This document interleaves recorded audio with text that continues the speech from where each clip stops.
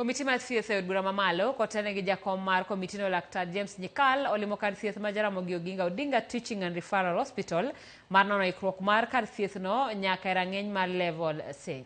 Nyikal ne opuoyo kenge mar kar thiethno kara mosegoyo kopim kod higni 2 mokalo. Kata kamano komitino bende ne olero ni gifwenyo fuok mapod nitie kar thiethno moting'o gedo mar kar thiedho tuo kansa mapok otieki, onge mar gige thieth moko e wod jotuo mohewore, midhiero mar okumba mar SHA e kind mamoko. Kabende ne gikwayo tend osiptandno mondo yang dwaro margi mar omenda motelne loso bajet mabiro konyo chenro margi.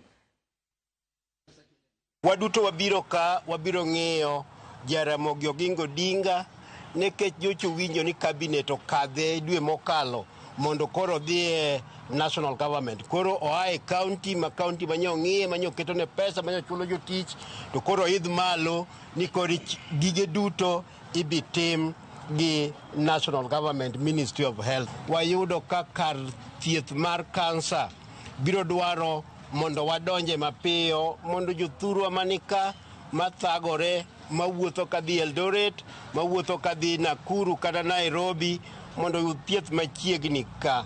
Wan kaka wajumbe manie komiti mar thieth wagoye lwedo kendo wadhi ng'iyo kaka wamiye mijing'o gomenda mondo chop kamidware. Wach mar SHA ni ji mondo donjie nikech nitie gik mapod ok ti to biro tiyo.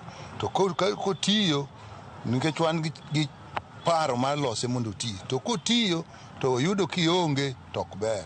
En ni sani pod ochendo moloyo mithiedho go ji oko. Jomorwaki to waneno ki ithiedho chude mapod yware. To gima duong' ni osiptandni jothurwa mondo bed gi geno ni obiro tiyo